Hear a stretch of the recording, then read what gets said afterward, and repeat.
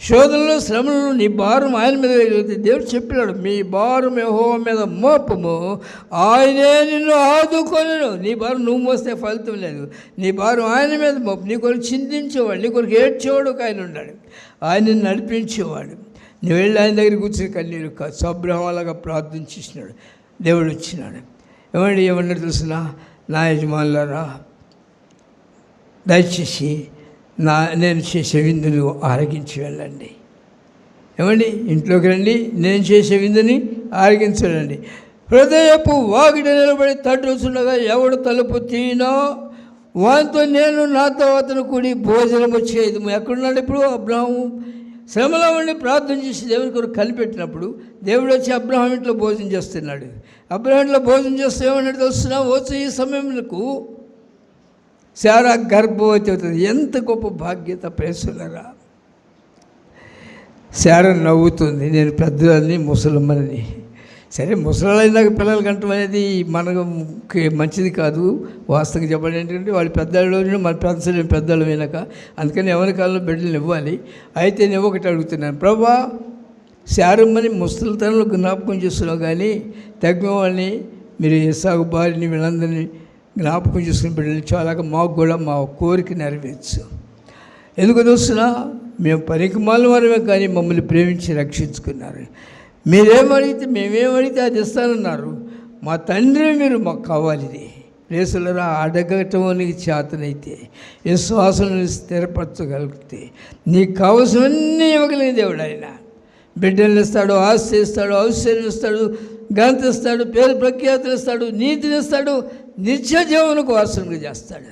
ఇది క్రైస్తవ జీవితంలో ఉన్న ఈ గొప్ప భాగ్యత ఎక్కడ లేదు కనుక వాక్యం రేపటి ఇశ్రాయేలుని భాగ్యం ఎంత గొప్పది. యెహోవా చేత విమోచింపబడిన నిన్ను పోలినవాడు ఎవడు? ప్రేసులరా, ఆయన మనతో ఉన్నాడు కనుక అబ్రహాం వెళ్ళి అక్కడ ప్రార్థన చేసినప్పుడు అబ్రహాం దేవుడు దీవించినాడు. ఎంత దీవించినాడు అంటే దేవుడు ఏది చేయాలన్నా కూడా అబ్రహాంకి చెప్పకుండా ఉండలేదు. అంటే ఎందుకని? అబ్రహాము దేవునికి స్నేహితుడు. నువ్వెంతవరకు దేవునికి స్నేహితుడుగా ఉన్నావు?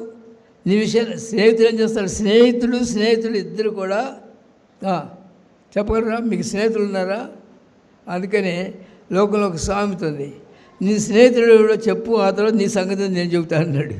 కనుక నీ బుద్ధి అంటే నీ స్నేహితుడి ద్వారా వస్తుంది. స్నేహితులు ఎప్పుడు కూడా మనసు విప్పుకుంటారు, దాచరు.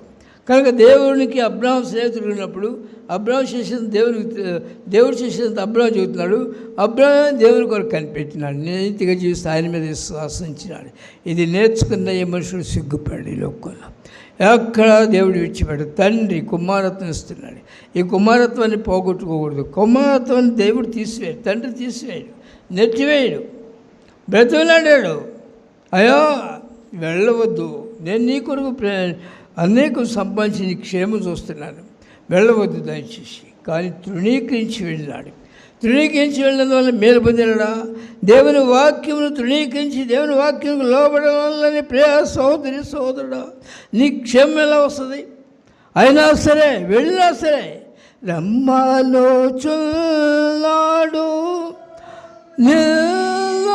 ప్రభు యేసు వాంఛాతనాకరము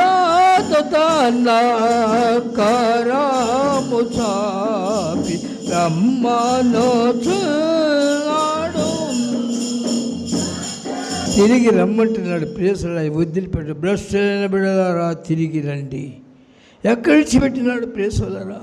కనుక విశ్వాసులు మనం స్థిరపడి దేవుని కొరకు జీవించడం నేర్చుకుంటే, దేవుని సంతోషపరచగలిగితే, దేవుడు అబ్రహాముకి స్నేహితుడిగా చేసుకున్నాడు.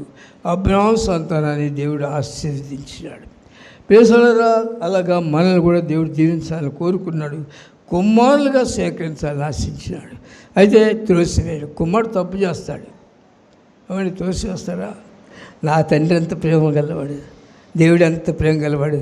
మనం ఎక్కడన్నా దారి తొలగిపోతామని ఏం చేస్తాడంట, నీ కుడి చెయ్యి పట్టుకుని నేను నీకు నడక నేర్పిస్తాను. నువ్వు ఆయన చెయ్యి పట్టుకుంటూ నేర్చుకో, నేను నడిపిస్తాడు. ఎక్కడికి నడిపిస్తాడు? ఎక్కడికి? మహిమలోకి, నిజమైన సంతోషం ఇచ్చేస్తాను, అలాగే నడిపిస్తారు ఆయన. కనుక నా ప్రియ సోదరులారా, దీన్ని ప్రేమించి దేవుని యొక్క ముందు విశ్వాసం ఉంచిన వారి జీవితకాలం మీద దేవుని కొరకు బ్రతికినారు. అది భక్తులైన దావీదు 104వ కీర్తన, నా జీవితకాలమంతా నేను యెహోవాను స్తుతించేదను, నేనున్నంతకాలం ఆయన కనపరుస్తాను. ఏమంటే నేనున్నంతకాలం ఆయన స్థుతిస్తాను, ఆయన కొరకే బ్రతుకుతాను. మనం ఈ లోకంలో దేవుడు ఎంతకాలం ఇస్తే అంతకాలం ఆయన కొరకు బ్రతికినట్లయితే దేవుడు మనల్ని ఎక్కడ విడిచిపెట్టాడు. ఉన్నంతకాలం అంటే ఇక్కడ దేవునితో ఉంటాం, లోకంలో ఉంటాం, ఈ లోకాన్ని విడిచాక దేవునితో ఉంటాం. ఎంత గొప్ప సంతోషం.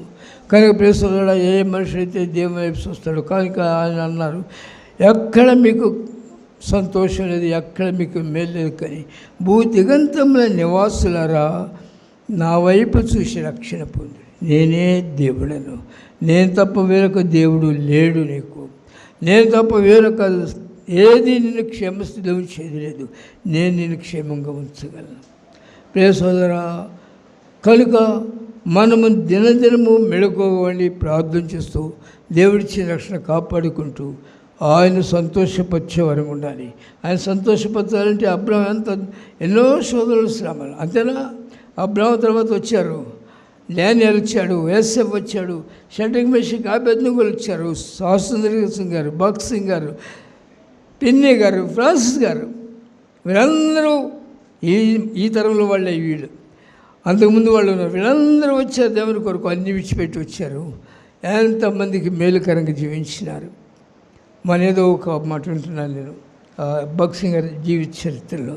ఆయన చనిపోయినప్పుడు లక్షల మంది వచ్చారంట. ఆయన కొడుకు ఒక్కడే, ఆ కొడుకు పిల్లలు కూడా ఉన్నారో లేరు నాకు తెలియదు.